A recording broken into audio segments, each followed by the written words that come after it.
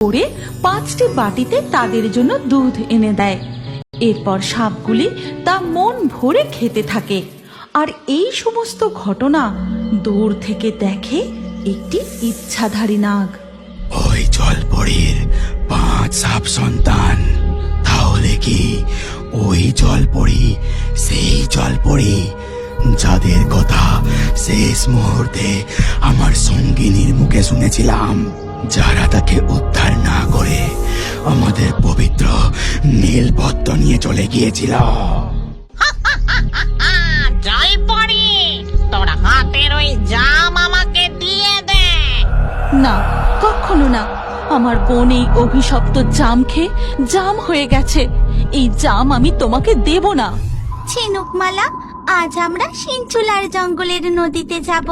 শুনেছি ওই নদীর পাড়ে নাকি নানান রকমের সুস্বাদু মিষ্টি ফলের গাছ আছে। চলো না, আমার স্থলভাগের ফল খেতে খুব ইচ্ছে করছে। ঠিক আছে, আমাদের সবার চোখের আড়ালে যেতে হবে। আর তুমি কাউকে বলো না যেন। বাবা মা জানলে আমাদের কিন্তু খুব বকবে। এই কথা বলে মণিমালা ও ঝিনুকমালা 2 বোন মিলে নদী পথে সাঁতরাতে সাঁতরাতে সিঞ্চুলার জঙ্গলে পৌঁছায়। তারপর নদীর জল থেকে তারা মাথা তোলে। বাহ, কি অপূর্ব জঙ্গল, কি শান্ত। দিদি দেখো, ওখানে একটা হলুদ ফলের গাছ। হ্যাঁ, ফলটা দেখেই সুস্বাদু বলে মনে হচ্ছে। কিন্তু ওই ফলটা যদি বিষাক্ত হয় তাহলে? তুমি ঠিক বলেছ।